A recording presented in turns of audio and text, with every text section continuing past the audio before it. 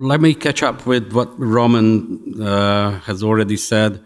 In the morning, we have heard a number of things, plus what Roman said is also part of my talk. So the further we go ahead, several questions will be repeated, but hopefully not in a boring way. In my talk will have 4 parts. The first is a short overview of the problem I would like to address. Then, following the division of law, I am going to say a few words about the state of religion through what happened to divine law. Second, what happened to natural law, the state of nature. And finally, human law, that would be perhaps the longest of the 4 parts. The state of modern politics, by the way, just to give a short description of the 4th topic. Allow me to read out most of what I would like to say. A better introduction or idea is hardly possible to be suggested starting a talk on law than with which Plato begins his piece in the Laws. I quote, "To whom do you ascribe the authorship of your legal arrangement, strangers, to a god or to some man?" Unquote. The answer was obviously just the opposite what we would give today. I quote, "To a god, stranger, most rightfully to a god." Unquote. There is hardly need to argue that today the answer would be that to man, most rightfully to an institution. What is the cause of the difference and what are the conflicts today we must put forward in terms of a law that is beyond man's competence and laws which are created by modern man? According to Thomas Aquinas, law is, I quote, "a certain rule and measure of acts whereby man is induced to act or is restrained from acting," unquote. Law is directly related to human reason, because the measure of human actions is reason, as if reason had only one interpretation or understanding, especially to divine reason, and in the second place to human reason, when it acts in accordance with the purpose or final goal implanted in it by God. Aquinas described the categories of laws with precision. These are the eternal law, the divine law, the natural law, and the human laws. This is a hierarchy of laws, not simply a sort of neutral or technical classification of the laws available for man. In order to actualize or apply this classification for the day, we shall have to discuss the conflicts of modern reason to be able to point out the resultant conflicts of reason versus faith. Blaise Pascal, in the 17th century, summed up the double standard position of man and his dual character, and applied it for the conditions of the arising modern man in his thoughts. I quote him, "For after all, what is man in nature? And nothing in regard to the infinite, a whole in regard to nothing, a mean between nothing and the whole, infinitely removed from understanding either extreme," unquote. This assessment perceives man as part of nature, which is in between the divine and the monsters or beasts. As a consequence, man is surrounded with dualities, the highest of which is expressed by the tension between man's rationality and his emotions and faith. At the dawn of modernity, Pascal almost depressively states that, I quote him again, "What a chimera then is man, how strange and monstrous, a chaos, a contradiction, a prodigy. Judge of all things, yet a weak earth worm, depository of truth, yet a cesspool of uncertainty and error, the glory and offscouring of the universe," unquote. Modern man, instead of fighting for the higher standards of his character, turned away from God, who proved to be a burden or troublesome for man. What did modern man start to do according to Pascal? The last quote by him, "He only is our true God, and since we have left him, it is strange that there is nothing in nature which has not served to take his place, neither the stars, nor heaven, earth, the elements, plants, cabbages, leeks, animals, insects, calves, serpents, fever, pestilence, war, famine, vices, adultery, incest. And since he has lost the true God, all things can equally appear good to him, even his own destruction, though so contrary to God, to reason, and to the whole course of nature, unquote. So, Pascal, who stood at the borderline of the classical times and something just burgeoning at his age, he was really concerned and understood what is coming ahead. Now, a couple of words about the state of religion and how we judge divine law today. Roman also referred to the problem of relativity, which I would like to name as such. Modernity is distinguished from any other ages that in modernity there is no truth, only opinions about it. There is no way of life, but only different lifestyles, and there is no justice other than created by man. That is, law is relative. If law is relative, given the previous conditions, there is only an outcome of the relativity of law. Divine law is one among the other laws. There is no one law, there are only laws. If there is no one law, then we can have as many laws as we please. So we can multiply them at our convenience, and modern man does multiply them at his will or whim. If there are many laws with many sources, then it is no wonder that the strength and validity of one particular law is relative. The whole modernity is best described by the relativization of laws and values. Two supporting views are the following on that. I am going to quote only one. The one is from back to the 1980s when Alan Bloom began his book entitled The Closing of the American Mind by writing that, I quote him, "There is one thing a professor can be absolutely certain of. Almost every student entering the university believes, or says he believes, that truth is relative," unquote. There is another quote, but in order to save time, I just skip it. And on the whole, we can say that as a consequence, and this is the next problem, once divine law is relative, the religion as such is relative, then for the modern man, there is another problem facing him all the time, and it is the problem of faith. And now let me stop here. Our culture has been, or can be represented or described by different splits. The ancient Greek logos got split into two. The Latin ratio and, let's say, rhetorics. Now, the problem with rationality is that we have, it got split also into faith and reason. And as a result, we have this conflict all the time between faith and reason. The problem is that if religion is relative, if religion is very often not only neglected but despised, then there is also no faith with whatever qualities, and there is no religion without God. The conclusion is that an age without God is consequently an age without faith. What remains?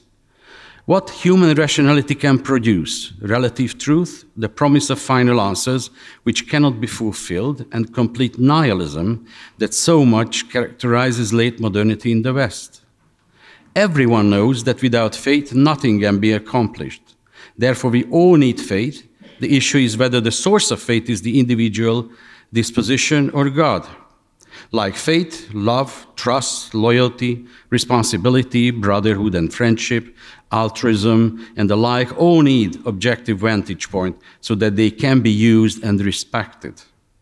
Modern man, however, is deprived of any objective standards of both truth and faith. So when, during the continental Enlightenment, especially French thinkers preferred modern concept of rationality, that is reason, they also questioned, to say the least, religion and faith too. Now, let me go over to the next point. I have a lot of other things to say about divine law, but as you can see, I'm just perusing, and I come to the point of natural law, the state of nature. In a culture in which divine law is relativized, it is only a matter of time that natural law is relativized or even denied too. The concept of nature and natural law has almost always mediated between divine law and human laws. The Bible does not know the concept of nature, though it was a contemporary philosophical school, the Stoics. I doubt whether they were the Stoics, but it doesn't matter. This is the general understanding of the source in philosophy of natural law theories. The Stoics introduced into the intellectual debates the idea of equality, based their ideas on the law of nature. Christianity also picked it up as correlative to the divine law. Political philosophy long entertained natural law from ancient Greeks until early modern period. In early modern period, it had a strong surge by authors like Grotius, he was mentioned today, Pufendorf, Locke, perhaps with Rousseau as the peak of this tide. In political documents, as the American Declaration of Independence, this was also mentioned today several times. When in the course of human events it becomes necessary for one people to dissolve the political bands which have connected them with another, and to assume among the powers of the earth the separate and equal station to which the laws of nature and the nature's God entitled them, a decent respect to the opinions of mankind requires, and they should declare the causes which impel them the separation. Yes, early modern documents mentions natural, but later on it disappeared.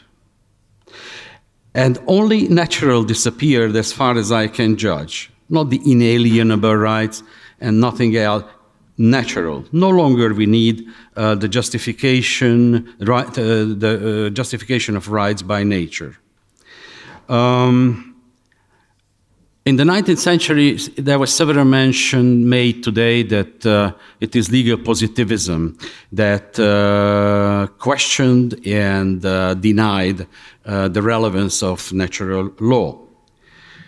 Not only that, John Stuart Mill has a less well-known piece which is entitled Nature. His central argument was that why we should not follow the ancient command, namely, follow the nature, or in Latin, naturam segui. There are two reasons why you should not follow nature, Mill argues. The one is that it is irrational, and the other, it is immoral. Mill tried to illuminate what nature means by combining the ancient and emerging new meanings. I quote him, "Nature means the sum of all phenomena together with the causes which produce them, including not only all that happens, but all that is capable of happening. The unused capabilities of causes being as much a part of the idea of nature as those which take effect," unquote. Thus, nature is the comprehensive term for all phenomena of the world, including their driving energies and intent to achieve their goals. Yet the command to follow the nature is false, according to him, because morally it is an error to follow a teaching which offers of what there is instead of what there should be. This is Mill's argument. I quote him again. "All inquiries are either into what is or into what ought to be. Science and history belonging to the first division, art, morals, and politics to the second. Accordingly," unquote, "accordingly, the concept of nature can only suggest what there is but never what there should be. Mill argues that the arguers of natural law intentionally confuses the concept of nature, which is about what there is, with what there should be, with declaring that the nature should be the standard of what there should be. It is, according to Mill, untenable and useless. Natural law cannot be the standard of moral decisions because it is about what there is and has no instrument to judge what there should be. The idea of nature is only a mere figment to hide human desires, emotions, and ideas in order to be able to form the future. Mill argued that nature cannot be the source of moral judgment simply because it is about the current state of affairs, and second, because natural laws may contradict each other, and third, nature needs to be improved, not to be followed. I don't want to go along this. It is simply an example in how many ways and how long the criticism of natural law and natural right theories came under attack, and it is no wonder that by the 20th century, natural law became suspicious and only one of the possible understanding of how we ought to live, or what we think about our lives. Again, and okay, let me go over to the final and, as I said, maybe the longest part of my talk. This is human laws, and somehow it is about the state of modern politics. The development of man's conception of the third nature. I skipped the part, and this is why you cannot understand what I mean by a third nature. If the Bible doesn't have a concept for nature, then we have the natural law, natural right theories. It means that there was the discovery, invention of nature, and that this is what I call the second nature intellectually. And I developed an idea on the third nature that we have, that is about to be appearing now, which is virtual reality, a sort of virtual nature in which most of us have been living. And this is an argument I am going to develop here in this final part. So the third nature where we are now, this is a possibility, this is a suggestion I would like to make. But the point is that we are losing more and more sense of reality. And this is why when we are talking about the order of the world, you think of mainly of the second meaning of nature, or the second phase of the life of nature. Today, perhaps we have been confronted with something new. So, the development of man's conception of the third nature began with a radical reassessment of human laws. It was the French Revolution that brought about the conditions of the decisive modern dominance of human laws, stripped of both divine and natural laws. The French Revolution deliberately sought to achieve a major change between the relationship of faith and rationality. Actually, as I understand, the complete split occurred between faith and reason just as a result of the French Revolution, both intellectually and pragmatically. By creating political conditions, especially during the period of the Legislative Assembly, French Revolution, for the complete restructuring of French society according to the idea of political and social equality granted to individuals. The representatives truly believed that they can enact any ideas and pass them as laws. Elated and enthusiastic members of the assembly did not observe the limits of lawmaking, thus they started transforming the meaning of law, emphasizing the subjective or individualistic perspectives of different issues like divorce, This was one of the first laws that they enacted about divorce, making divorce easier. What about modern family? This is where it started. As a result, in most European languages developed a dual meaning of the concept of law. The French loi and droit, the German Gesetz und Recht, and so on and so in various languages, there is this split between Gesetz and Recht, were meant to split the original meaning of law, which was more or less preserved in the English concept of law.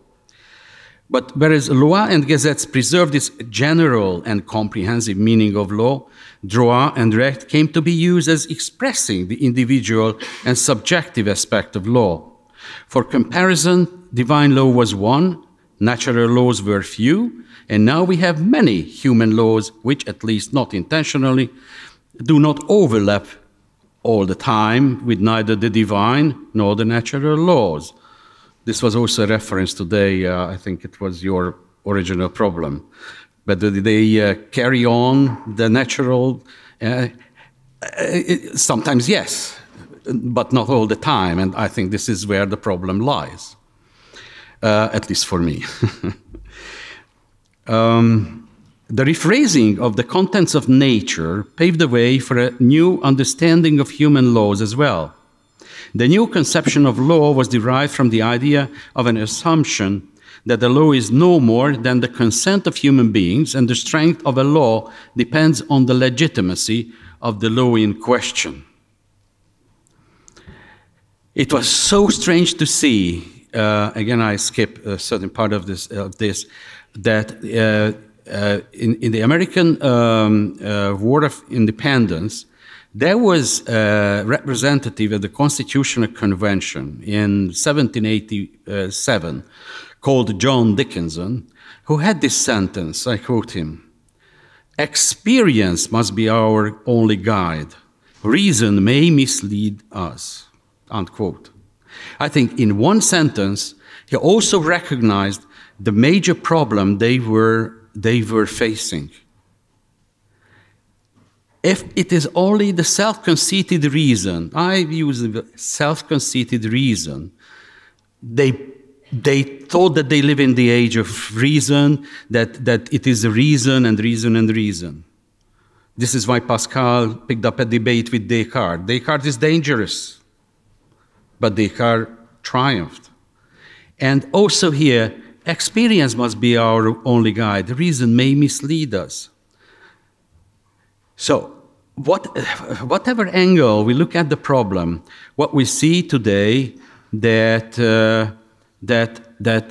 there is a complete imbalance between faith and reason, which is obvious, but this is the problem. It can hardly be denied that the world we have so far known is gone. History is gone. Who cares for history? It's just an impediment to creating a better world. Customs are gone, wisdom is gone, nature is gone, and God were to be gone before man would be gone. And before man is gone, his rationality would be gone, paradoxically, in the name of reason. Today, modern Western man believes that he really masters the universe, although he still does not know neither the depth nor the height of existence. There is no covering theory of existence, only brilliant insights how the universe or the invisible minor particles of the matter are likely to be structured.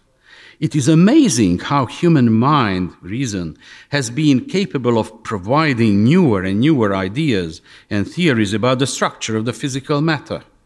Yet the proportions of the existence are constantly underestimated by modern sciences, and human mind almost completely ignores the structure of the spirit, the reality of things that cannot be empirically described. The major issue is whether natural laws can be applied to human moral law to the same validity than to the natural world.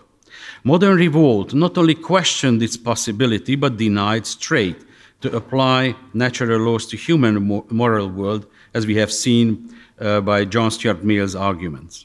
The reason is that nature dictates a hierarchical understanding of existence, whereas man has the right and even the strength to challenge the force of natural laws and the natural right as well.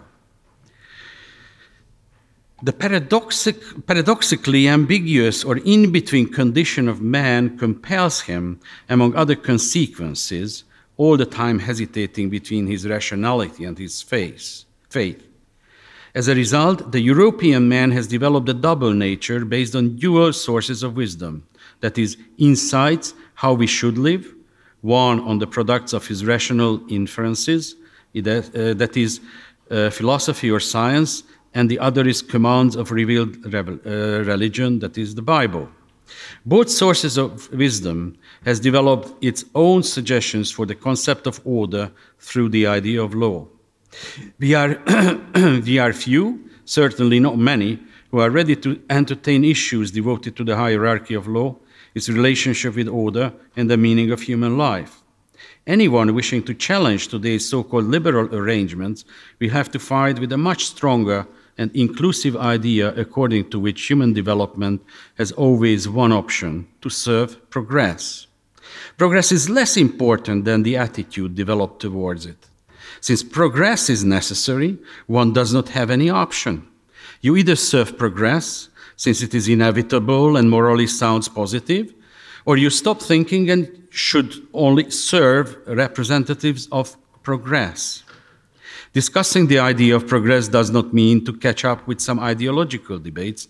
On the contrary, it is a fundamental philosophical issue in order to find the real foundation of our mindset. In order to achieve this goal, we must give a rough but precise picture of what is and what we are at the moment. Thank you. I am going to finish very soon.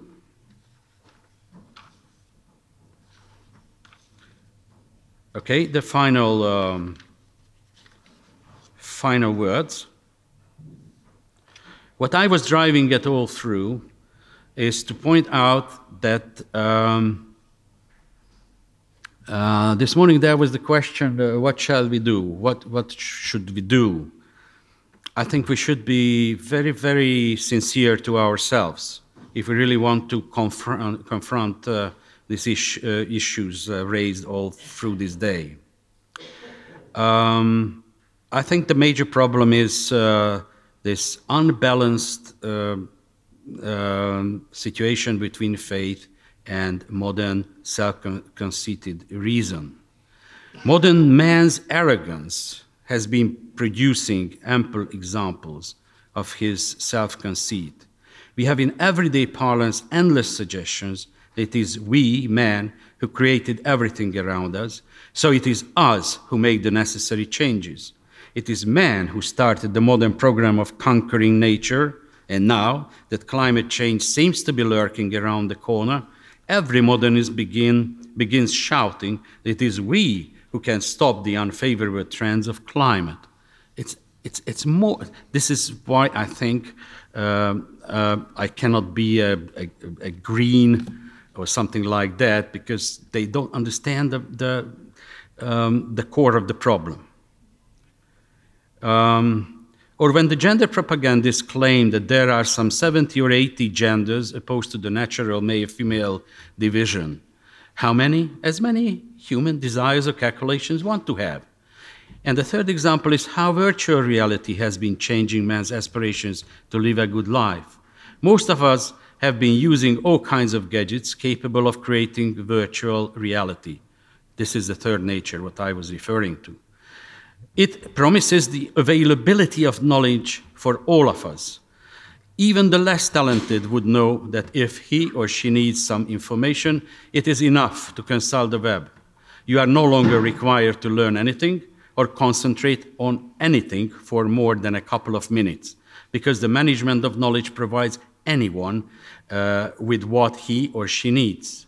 This new relationship to knowledge has produced a new breed of generations who prefer virtual reality to actual one, and can and would argue that they do not have to study as the members of earlier generations, because education itself is to be conceived differently.